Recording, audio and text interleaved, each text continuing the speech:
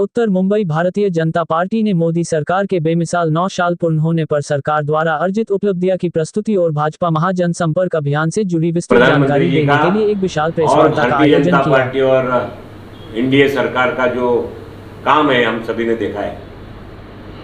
देश में बहुत सारे क्षेत्र के अंदर हम सुधार महसूस करते हैं, बदलाव महसूस करते हैं, उसका अपग्रेडेशन, उसकी ऊंचाई तक जाने का जो प्रयत्न सरकार के माध्यम से और शासन प्रशासन के माध्यम से होता है वो भी हम उसके साक्षी हम देखते हैं। मैं पत्रकार मित्रों का स्वागत करते हुए ये भी कहता हूं कि पत्रकारों ने और मीडिया ने और सोशल मीडिया ने बहुत बड़ा भूमिका इस विकास के कार्य में अपनी भूमिका भी निभाई है।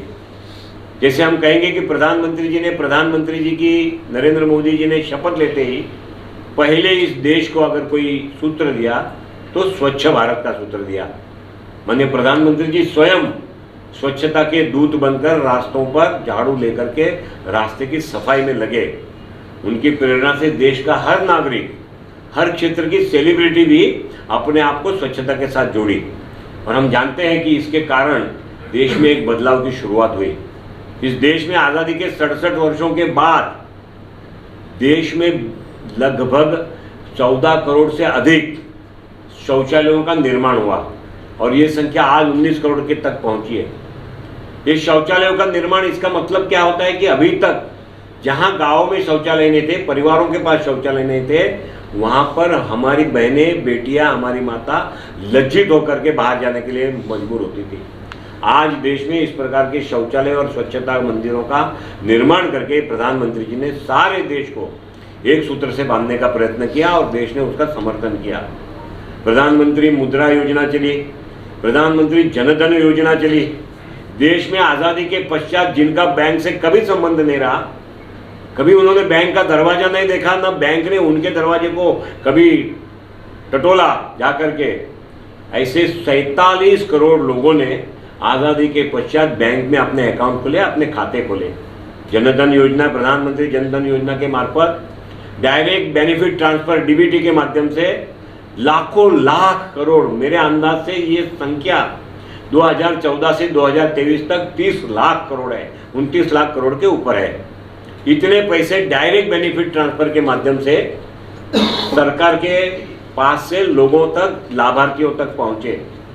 जो स्वर्गीय प्रधानमंत्री राजीव गांधी कहते थे कि केंद्र 1 रुपया भेजता है और केवल 15 पैसे लाभार्थी तक पहुंचते हैं, 85 पैसे सिस्टम खा जाती है, उसमें की लैप्सिस से चले जाते हैं। माननीय प्रधानमंत्री जी का ये देश धन्यवाद करता है, इस देश का गरीब धन्यवाद करता है, इस देश का लाभार्थी प्रधानमंत्री जी का धन्यवाद करता है कि 1 रुपया दिल्ली से निकला और 1 रुपया लाभार्थी के खाते तक पहुंचा। ये प्रधानमंत्री जी ने करके दिखाया। ये प्रधानमंत्री जी की उपलब्धि है। मुद्रा योजना के मार्फत से जो स्वयं रोजगार चलाने वाले एक युवा होता है, एक महिला होती है, एक कार्यक्षम व्यक्ति होता है जिसको अपना रोजगार खड़ा करना है लेकिन आर्थिक विडंबना के कारण खड़ा नहीं कर पाता है, उनको प्रधानमंत्री योजना, मुद्रा योजना के मार्फत प्रथम 5 वर्ष में 4.5 लाख करोड़ और अभी ये संख्या 14 लाख, 14.5 लाख करोड़ के ऊपर गई है, जिसमें किसी भी प्रकार की व्यक्तिगत गारंटी के बगैर वो पैसे उसके कार्यकाल के और कार्यक्रमों के और बुक्स के अकाउंट्स के आधार पर उसको बैंकों द्वारा उपलब्ध किया जाता है। एक बहुत बड़ा startup India, stand up India, स्वयं रोजगार का क्षेत्र माननीय प्रधानमंत्री जी ने मुद्रा योजना के मार्फत 2014 से शुरू किया। आज भी वो योजना चल रही है। देश के अंदर आज़ादी के पश्चात 67 वर्षों के बाद 67,000 गाँवों में, 18,000 गाँवों में बिजली नहीं थी। आज़ादी के 67 साल के बाद 18,000 गाँव बीज से वंचित थे। माननीय प्रधानमंत्री जी के माध्यम से 2019 यानी 2014 से 2019 टारगेट रखा था 2022 तक 20 का, लेकिन 2019 तक ही साढ़े 18,000 गाँवों को बिजलीकरण का काम माननीय प्रधानमंत्री जी के मार्फत से पूरा हुआ। देश में चूल्हा फूंक करके घर में रसोई बनाने वाली बहनों के बारे में प्रधानमंत्री जी ने बार बार टीवी पर बताया। हम सभी ने देखा है कि 400 सिगारेट जितना धुआं एक बहन के सीने में एक दिन के चूल्हा फूंकने से जाता था। उन बहनों को उस यातना से मुक्त करने के लिए उज्ज्वला योजना लागू की। देश में 1947 से 2014 तक 12 करोड़ गैस कनेक्शन दिए गए। 2014 से 2023 तक 19 करोड़ गैस कनेक्शन, यानी आज़ादी के 67 साल में 12 करोड़ और 9 साल में 19 करोड़, 12 प्लस 7 नहीं, नए 19 करोड़ कनेक्शन उज्ज्वला योजना के मार्फत से माननीय प्रधानमंत्री जी के माध्यम से देश भर की बहनों को भेंट के रूप में मिले। किसान सम्मान निधि की बात करेंगे तो किसान क्षेत्र में खेती के विषय के ऊपर प्रधानमंत्री जी ने सॉइल सर्टिफिकेट बनाने का काम किया।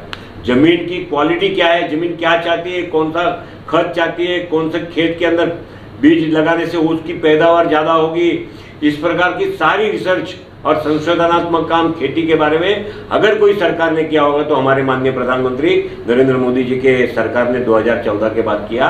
और आज किसानों को डायरेक्ट बेनिफिट के माध्यम से 6,000 रुपया प्रतिवर्ष ये किसान सम्मान निधि के माध्यम से देश में मिलता है। फिर अटल पेंशन योजना की बात होगी, विद्यार्थियों के लिए नई शिक्षण नीति की बात होगी, आर्थिक विकास के बारे में देश ने की हुई प्रगति की बात होगी। एक समय में विश्व के 10वें क्रमांक पर भारतीय इकोनॉमी रहती थी, विश्व के दूसरे क्रमांक की लोक संख्या वाला देश, विश्व की 10वें क्रमांक की अर्थव्यवस्था थी। आज 2014 से 2023 तक हम विश्व के 5वें क्रमांक की अर्थव्यवस्था के स्थान पर आए, 5 नंबर आगे बढ़ करके, और 2030 तक हम दूसरे या तीसरे नंबर पर विश्व की अर्थव्यवस्था के रूप में खड़े रहेंगे आने वाले 5-6 साल में।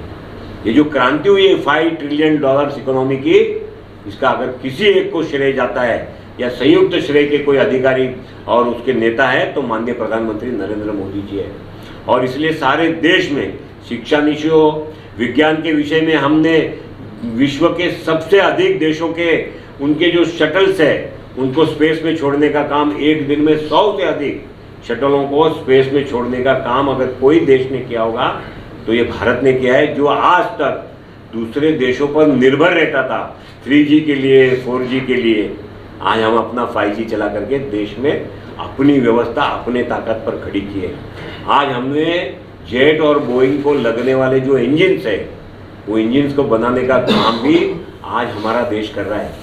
आज हमारा देश DRDO के माध्यम से जो आज तक हम शस्त्र बाहर से मंगा करके इंपोर्ट करते थे, आज हमारे मिलिट्री ऑर्डिनेंस हम लगभग 16,000 करोड़ से अधिक, और आने वाले दिनों में ये आंकड़ा 1 लाख करोड़ तक जाएगा। ऐसे ऑर्डिनेंस एक्सपोर्ट करने का काम इस देश में शुरू किया है। वंदे भारत का उदाहरण आप सभी के सामने, 100% देश में तैयार की गई टेक्नोलॉजी और 100% देश में तैयार किए हुए डब्बे, इसके माध्यम से वंदे भारत एक्सप्रेस आज देश भर में चल रही है, जिसका माननीय प्रधानमंत्री जी ने पिछले 2 दिन पहले मडगांव मुंबई का उद्घाटन किया। हम देश की प्रगति को इस प्रकार से अगर देखते हैं, विद्यार्थियों के क्षेत्र में हो, एम्स के विषय में हो, सारे देश में कुल मिलाकर एम्स की जितनी संख्या थी उससे दुगना से अधिक संख्या पिछले 7 वर्षों में अगर कहीं खड़ी हो गई होगी तो माननीय प्रधानमंत्री नरेंद्र मोदी जी के नेतृत्व में खड़ी हुई, और उसके हम सब साक्षी हैं। केवल एम्स के विषय नहीं है, मेडिकल के विषय देख लीजिए। देहातों में डॉक्टर मिलने मुश्किल है। मुंबई जैसे शहर को छोड़ दिया, बैंगलोर, दिल्ली, मुंबई, कलकत्ता, चेन्नई, तो छोटे 2 टायर सिटियों में भी डॉक्टर मिलते नहीं थे, अच्छे डॉक्टर, क्योंकि डॉक्टर को बनाने वाली डॉक्टर की मेडिकल कॉलेज इसकी संख्या नियंत्रित थी। कुछ परिवारों के हाथ में शिक्षा की सारी मोनोपोली, महाराष्ट्र में कांग्रेस और राष्ट्रवादी के नेताओं के हाथ में शिक्षा की मोनोपोली रही। आज प्रधानमंत्री जी के माध्यम से हर जिला में एक मेडिकल कॉलेज इसकी शुरुआत हुई है। पूरे देश भर में ये मेडिकल कॉलेज बनेगी जहाँ से नए डॉक्टर्स निर्माण होंगे और समाज के लिए काम में लगेंगे। इस प्रकार की सारी बातें, एयरपोर्ट के विषय में हम देखेंगे तो एयरपोर्ट, रास्ते के विषय में देखेंगे तो रास्ते, हमने सिंचन के विषय में देखेंगे तो जितने बांध बांधने चाहिए उसके बांध के बारे में महाराष्ट्र को दी हुई सुविधा केंद्र के माध्यम से हमने हमारे अटके हुए प्रोजेक्ट के लिए महाराष्ट्र में 26,000 करोड़ से अधिक पैसा केंद्र सरकार ने महाराष्ट्र को पुराने रुके हुए डैम और बांध के प्रोजेक्टों के लिए दिया। इस प्रकार की कई सारी योजना ये केंद्र सरकार के माध्यम से चली है। फिर वो सांस्कृतिक विरासत होने दो, फिर हमारी राजकीय विषय के अंदर में कोई भी क्रिटिसिज्म को सामना करते हुए प्रधानमंत्री जी ने जिस हिम्मत के साथ विश्व में भारत को विश्व गुरु के रूप में प्रस्थापित करने के लिए मेहनत की है, उसके परिणाम हम देखते हैं। अमेरिका के राष्ट्राध्यक्ष प्रधानमंत्री जी से, नरेंद्र मोदी जी से पूछते हैं कि आपके साथ में सेल्फी ले सकता हूं क्या? ऑस्ट्रेलिया के प्रधानमंत्री हजारों लोगों की भीड़ में कहते हैं Narendra Modi is boss, Narendra Modi is the boss.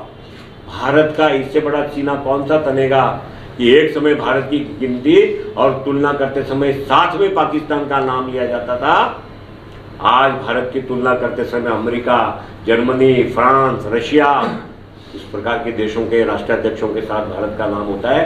आज G20 का भारत यजमान बना है, अध्यक्ष बना है, और G20 के लोग कश्मीर में जाकर के G20 की समिट करते हैं। इससे बड़ा भारत के लिए स्वाभिमान का दूसरा कोई दिवस हमको नहीं लगता है उगा होगा।